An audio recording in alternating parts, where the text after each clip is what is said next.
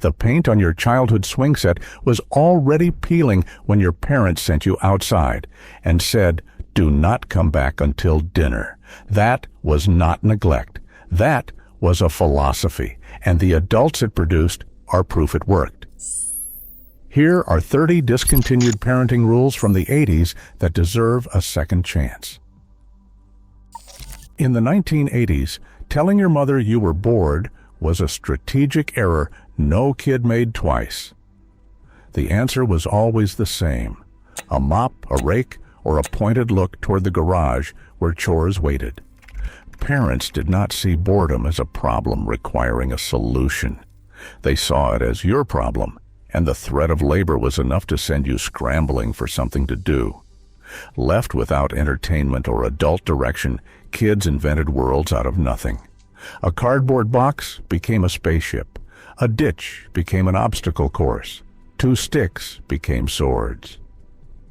A 2023 study in the Journal of Pediatrics by Peter Gray at Boston College linked the decades-long decline in unstructured time directly to rising anxiety and depression in young people.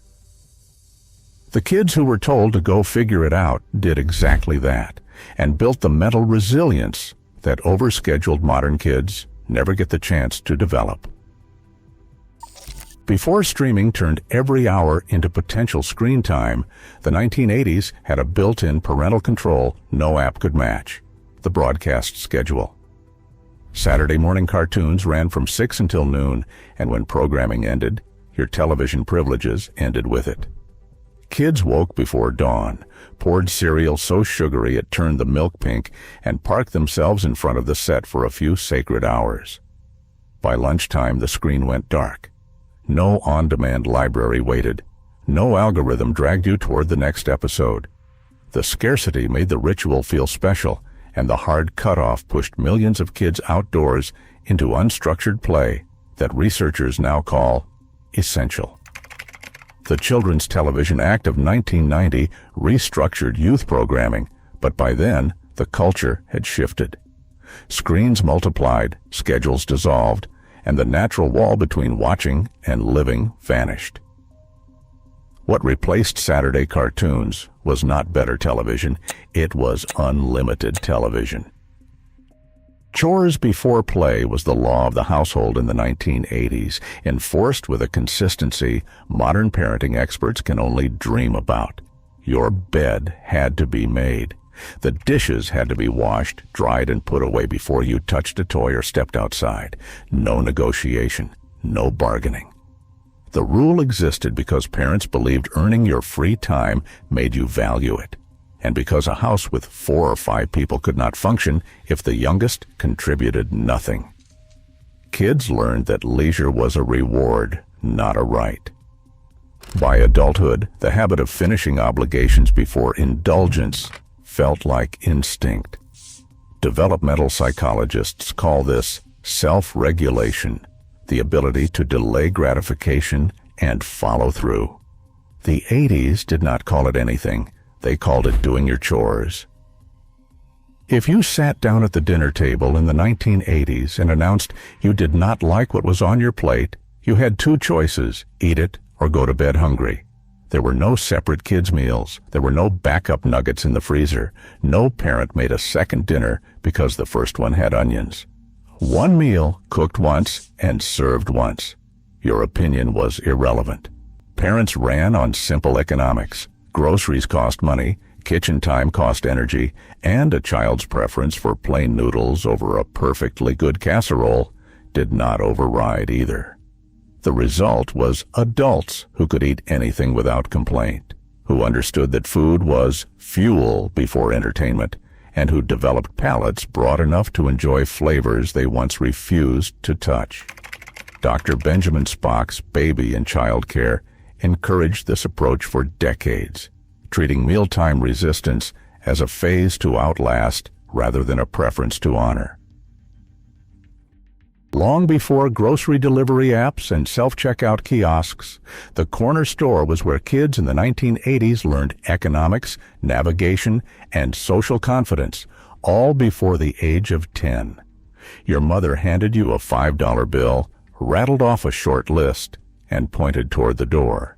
You walked to the store alone, spoke to an adult clerk without a parent translating, counted your change at the counter, and carried the bag home. The errand took 15 minutes. The skills lasted a lifetime. You learned to make eye contact with strangers, do basic math under pressure, and navigate streets you had memorized by 7. National transportation data from 1969 showed nearly 48% of kids walked or biked to school alone. By 2009, that figure had dropped below 13%. The same fear that pulled kids off sidewalks pulled them out of stores, and an entire category of childhood independence vanished with it. In the 1980s, if Mrs. Henderson 3 doors down caught you throwing rocks at her fence, she did not phone your parents to schedule a conversation. She walked across the yard, told you to stop, and you stopped, because the unwritten social contract gave every adult on the block authority over every kid on the block. Your parents expected it. It takes a village was not a slogan, but an operating principle. Any responsible adult could correct any child's behavior without triggering a feud. Kids understood the rules, and the rules followed them everywhere. That awareness created ambient accountability no tracking app has matched. The system worked because trust flowed in every direction. Parents trusted neighbors, neighbors trusted parents, and kids trusted. The adults had their interests in mind even when the corrections stung. That network collapsed under stranger danger panic in the late 80s, when every unfamiliar adult became a threat instead of an ally. What replaced community parenting was isolation.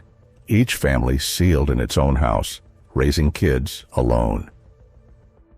2 kids screaming over whose turn it was on the swing set in 1984 did not produce a parent mediation session or a phone call between mothers. It produced 2 kids working it out through negotiation, compromise, and the occasional dramatic exit. Those scenes often ended with everyone playing together again before sundown. Parents stayed out of it because they believed handling conflict was part of growing up. Peter Gray at Boston College confirmed they were right. His research found that kids who resolved disputes during unstructured play develop stronger social skills, higher emotional resilience, and a greater internal sense of control. When adults intervene in every disagreement, kids learn to outsource problem solving, and that dependence follows them for life.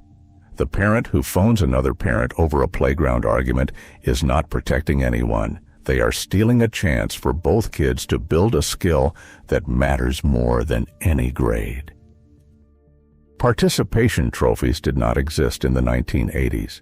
If your Little League team lost, you went home empty-handed, and the winners got the trophy because they earned it. There was no ceremony to comfort the losing side, no special award for effort, and no parent arguing that competition was the problem. You practiced, you played, and the result was a win or a lesson. Both had value, but they were not the same, and nobody pretended otherwise. The participation trophy trend gained traction in the late 90s, when youth leagues began awarding every player regardless of outcome. The intention was kindness. The effect, according to developmental psychologists, was a generation that struggled with setbacks because they had never been allowed to lose cleanly. Kids in the 1980s who struck out with the bases loaded and walked back to the dugout with dust on their pants learned something no plastic trophy teaches. Failure is survivable, and the only real answer to losing is showing up ready to try harder. Before caller ID and voicemail, the telephone in the 1980s was a shared device anyone might answer, including the 7-year-old standing closest when it rang. And that kid had been trained. You picked up the receiver, said hello, identified your household, and asked who was calling. If the call was long distance, you kept it short, because every minute cost money. If it was your father's boss, you were polite enough to make the family proud. Parents drilled phone etiquette, the way they drilled spelling, through repetition and correction, and the understanding that how you spoke to adults reflected on your upbringing. The skills ran deeper than manners. Kids learned to communicate with strangers, listen closely, relay information, and represent their household with composure most adults today cannot muster when ordering coffee. The death of the landline killed more than hardware. It killed a daily training ground for becoming a competent member of the adult world. If the corner store taught kids how to navigate the outside world, the dinner table taught them how to navigate the one inside their own house. In the 1980s, eating together was not an aspiration. It was the default. Television off. Everyone seated at the same time. Nobody excused until the meal was finished. Gallup data from the era showed families eating together 5 to 6 nights a week. By the early 2000s, that had dropped below 3 nights a week, tracking almost perfectly with the rise of individual screens, staggered schedules, and the collapse of the one ritual that anchored family communication. Researchers at Columbia University found that kids who ate with their families at least 5 times a week were significantly less likely to develop substance abuse problems and measurably better at holding conversations with adults. The table was not just furniture. It was where kids learned to listen, disagree respectfully, and sit with the people who mattered most. Before GPS tracking turned childhood into a monitored event, the 1980s ran on a system so simple it sounds fictional. Your parents opened the door, you vanished into the neighborhood, and the streetlights told you when to come home. No check-ins, no scheduled returns. You rode your bike 3 blocks, joined a pickup game, wandered to the creek behind the school, and returned home dirty and carrying the kind of confidence that only grows without a safety net. The streetlight rule was universal, which made the neighborhood a self-regulating ecosystem of unsupervised play. In 1971, 80% of British third graders walked to school alone. By 2010, just 25% did, and American numbers followed the same collapse. The generation raised under streetlight curfews became the most self-reliant in modern history. The one raised under constant watch is becoming, by every available measure, the most anxious. By age 11 in the 1980s, your parents considered you ready to watch your younger siblings for an evening, no certification, no CPR card, no laminated sheet on the fridge. The instructions were brief. Do not open the door for strangers, do not let your brother eat anything strange, and call the neighbors if something catches fire. Millions of kids filled that role every weekend while parents went to dinner or a movie. The responsibility was enormous and the preparation minimal. You learned to manage a small household, make decisions under pressure, and keep another human being alive and reasonably happy using nothing but your own judgment. The American Academy of Pediatrics now sets 12 as the minimum babysitting age, with formal training required. In the 1980s, the only requirement was common sense. Both eras produced functional adults, but only one produced adults who trusted their own instincts before they could drive. By age 8 in the 1980s, most kids could operate a stove without supervision, and their parents saw nothing reckless about it. Frying eggs, boiling pasta, heating soup, and making grilled cheese were standard skills for any child tall enough to reach the burner. The knowledge came through necessity. With both parents working in a growing number of households, latchkey kids had to feed themselves after school, and cold cereal only went so far. Burns happened. A scorched pan taught more about heat than any lecture, but the trade-off was competence. Real daily competence that meant you never had to call your mother to ask how long to boil rice. A 2003 study from the University of Montreal found that kids who helped prepare meals showed higher self-esteem and stronger cooperative skills than peers who did not. The 80s kitchen was a classroom with real consequences, and the tuition was a few singed fingers.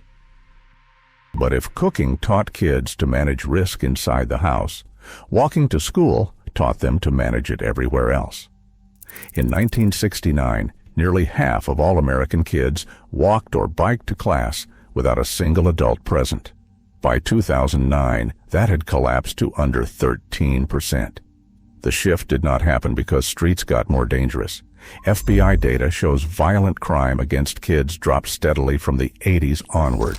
It happened because fear outpaced facts, school districts cut walking zones, and liability turned every unsupervised sidewalk into a potential legal problem. In the 80s, walking was not a choice. It was just how you got there. You learned your route by 6, memorized which dogs were friendly and which yards to avoid, and arrived each morning carrying a sense of accomplishment most adults now reserve for finishing a marathon. That daily walk built spatial awareness, endurance, and the unshakable knowledge that you could move through the world without help. If you broke a window playing baseball in the 1980s, you did not get a lecture about feelings or a family meeting. You got a price tag. Your parents made you pay for the replacement out of your allowance, your savings, or the money you earned mowing lawns. And if you came up short, you worked off the balance through extra chores. The system was blunt. It connected actions to consequences in a way no conversation could replicate because the cost was not abstract. It was your money, earned slowly, spent instantly. Chores. Kids raised under this rule developed caution rooted in economics, not fear. You thought twice before throwing a ball near glass because you remembered what the last window cost. That direct link between behavior and financial accountability has largely vanished from modern parenting, replaced by insurance claims and parental apologies that teach kids nothing about ownership. 4 words ended more arguments in the 1980s than any parenting book ever written. Because I said so. Your father said it when you asked why you could not stay up past 9. Your mother said it when you demanded a reason for no. And that was the end. The household was not a democracy, and your vote did not count. Modern experts call this authoritarian. 80s parents called it Tuesday. Adults made decisions. Kids followed them. The reasons were disclosed on a need-to-know basis, which was almost never. What this taught, beneath the frustration, was that not every authority figure owes you a justification, that some rules exist for reasons you cannot yet grasp, and that accepting a boundary without a 3-paragraph explanation is a skill most adults still lack. When you brought home a failing grade in the 1980s, your parents did not email the teacher, request a do-over, or argue the score. They looked at you, said, "Fix it," and walked away. The grade stood. The consequences were yours. If you bombed a test, you studied harder for the next one. If you lost the spelling bee in front of the school, you sat back down and kept breathing. Nobody called it trauma. The system trusted kids to absorb a loss and respond, and the majority did, because failure was treated as information, not crisis. Jonathan Haidt, who wrote The Anxious Generation, argues that a defining feature of modern childhood is the systematic removal of failure from a kid's experience. Parents intervene before the loss can land, cushioning every setback until the child never builds the tools to handle one alone. The 80s cushioned nothing. You fell, you got up, and the getting up was the whole point. Central air conditioning existed in only about 27% of American homes by 1980, which meant the remaining 73% had one summer strategy: get the kids outside. With no cool retreat indoors, staying in was miserable.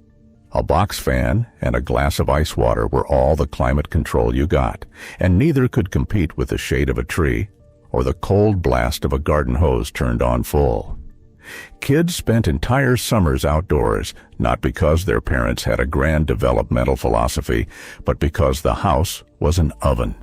The side effect was thousands of hours of physical activity, inventive play, and neighborhood socializing that no structured program could match. Once air conditioning became standard, the indoors turned comfortable enough to stay in permanently, and kids did. They traded sun and dirt for screens and couches, and no one noticed the trade was permanent. A family road trip in the 1980s meant 8 hours in the back seat of a station wagon, with no screen, no headphones, and no negotiating power. Your options were the window, your siblings, a deck of cards, and whatever game you could build from the passing scenery. License plates, the alphabet game, counting water towers, staring contests that ended when someone got carsick. If you complained, your father's hand reached back between the seats in a gesture that closed all discussion. Boredom was a condition to endure, and enduring it built a tolerance for discomfort that kids strapped into headrest-mounted tablets never develop.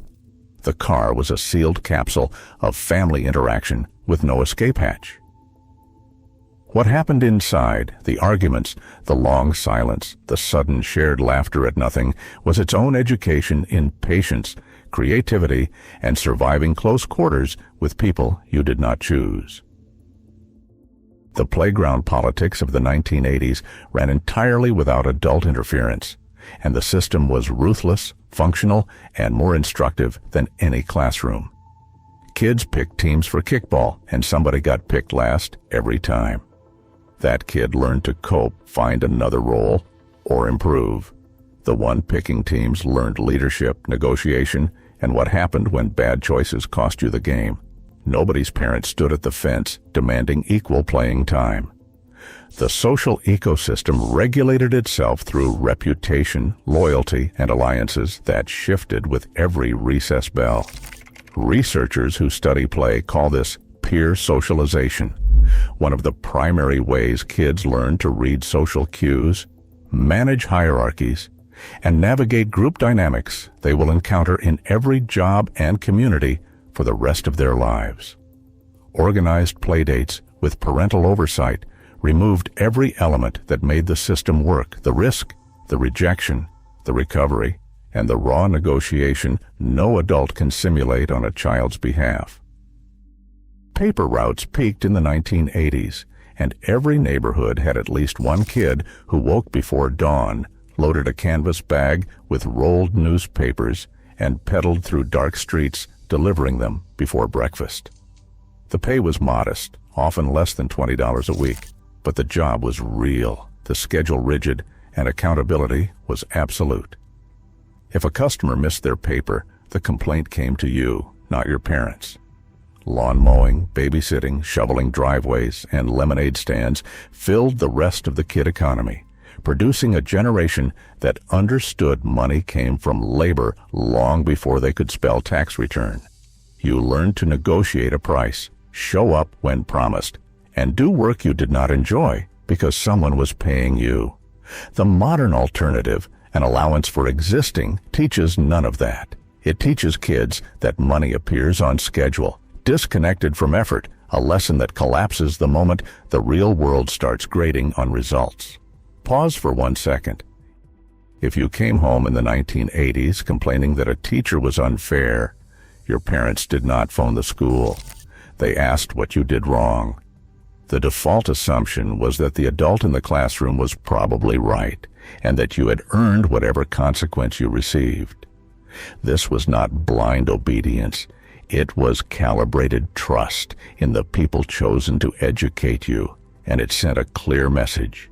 You are responsible for your own behavior in spaces where we are not present. Kids raised this way learned to self-advocate early because nobody was coming to save them. If a grade was wrong, you proved it yourself. If a punishment was unjust, you made that case to the teacher, not to your mother over dinner. The skills this built, composure, direct communication with authority, and self-reliance under pressure, are exactly what helicopter parenting dismantled, one concerned phone call at a time. Your older cousin outgrew a winter coat in 1983, and by '84 it was yours, whether you liked the color or not. Hand-me-downs were the circulation system of the '80s household, and nobody apologized for them. Jeans with patched knees, sneakers with a season of wear, shirts faded from somebody else's summers, all arrived in garbage bags and went into your dresser. Clothing cost money, kids grew fast, and buying new when good garments sat in a sibling's closet was wasteful. What hand-me-downs taught was subtler than thrift. They taught that your identity was not stitched into a label, that wearing used clothing did not diminish you, and that gratitude for what you had mattered more than longing for what you wanted. Fast fashion and social media later turned secondhand into a source of shame, but the generation raised in recycled wardrobes learned early, things do not define you, and comfort with imperfection is a strength. The ultimate expression of '80s parenting was the all-day release. You left after breakfast, and nobody expected you until dinner. No itinerary, no check-ins, no way to reach you. You were absorbed into the neighborhood, operating on instinct and the loose code of whatever group you found at the park or the creek. You settled disputes without a referee, managed hunger with a garden hose and whatever a friend's mother offered, and came home at dusk with scraped knees and the quiet certainty that you could handle the world. In 2018, Utah became the first state to pass a reasonable childhood independence law protecting parents who allowed this kind of freedom. Oklahoma, Texas, Colorado, and Connecticut followed. The fact that lawmakers had to write bills restoring what every '80s kid took for granted tells you how far the pendulum swung and how desperately it needs to swing back. Every adult you encountered in the 1980s was addressed with the title Mr., Mrs., Miss, and every response came wrapped in yes sir or no ma'am. This was not regional charm, it was drilled into kids at the dinner table and enforced by every teacher, coach, and store clerk who expected basic courtesy. The rule applied universally. You did not evaluate whether the adult deserved it. You gave it because that was your upbringing, and the consistency created a social fabric where kids understood their place in a larger world without feeling diminished. What critics miss is that this was not submission. It was practice, daily and repetitive, in treating other people with courtesy regardless of your mood. The generation that said yes ma'am automatically became the generation that handled job interviews, difficult bosses, and tense conversations with a composure their own kids now struggle to find. The chores assigned to kids in the 1980s were not decorative.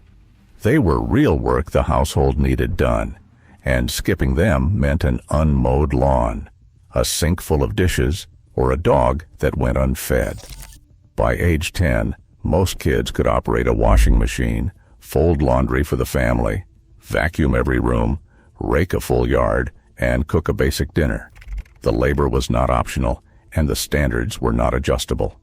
Your mother checked your work, and if the tub still had soap scum, you went back. Developmental psychologists call this meaningful contribution, and research shows it builds self-worth more effectively than praise, trophies, or verbal encouragement. When a kid knows the household depends on them, they rise to the demand. When they know their tasks are symbolic gestures designed to teach a lesson rather than accomplish something real, they shrug and move on. In the 1980s, your homework was your problem. Parents did not sit beside you walking through every question. They did not log into a portal to monitor grades in real time. You came home, opened your backpack, and either did the work or faced the consequences at school the next morning. The accountability was clean. Your grades belonged to you, your failures belonged to you, and a good report card meant something because nobody else had earned it on your behalf. Teachers reported fewer parent complaints, fewer disputes, and students who understood the connection between effort and outcome. The shift toward parental involvement in every academic detail has produced higher average grades and lower average resilience. Kids who perform well on paper but crumble the moment nobody is managing the process. Skinned knees in the 1980s were not emergencies. They were evidence you had been outside doing something worth doing. A scraped elbow from a bike crash, a bruised shin from a skateboard trick, a jammed finger from pickup basketball, cleaned with hydrogen peroxide, covered with a bandage, and forgotten by morning. Walk it off was not cruelty. It was calibration. Parents understood that minor pain taught limits, and a kid who never fell never learned to get back up. The shift from tolerance to alarm happened gradually, driven by liability fears, emergency statistics taken out of context, and a media environment that treated every scrape as a potential lawsuit. Playgrounds lost their metal slides.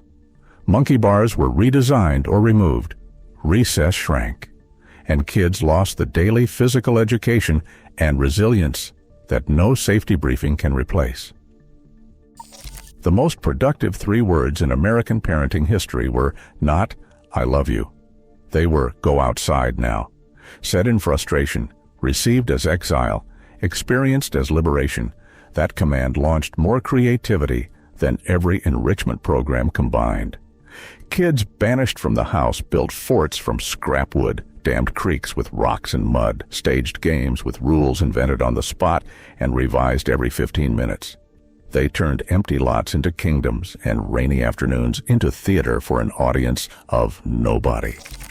Peter Gray calls this self-directed play, and his data shows it is the single most reliable predictor of creative problem-solving in adulthood. The generation that had nothing to do became the generation that built the early internet, launched the startup economy, and reinvented entire industries, not despite their boredom, but directly because of it. Every rule on this list comes down to one principle the 1980s understood, and the decades that followed forgot. Kids are more capable than adults believe, and trusting them with that capability is necessary. Peter Gray, Jonathan Haidt, Lenore Skenazy, and a growing coalition of researchers and lawmakers have spent the last decade proving what your mother knew by instinct in 1985. The Journal of Pediatrics published the data. Utah, Oklahoma, Texas, Colorado, and Connecticut passed the laws. The evidence is settled. Kids trusted with independence develop stronger mental health, deeper resilience, and greater confidence than kids supervised through every waking moment. The 80s were not perfect, but they got one thing right. They believed in you before you believed in yourself, and that belief built everything that came after. They trusted you with freedom, and you proved them right. Like this video if your childhood built who you are.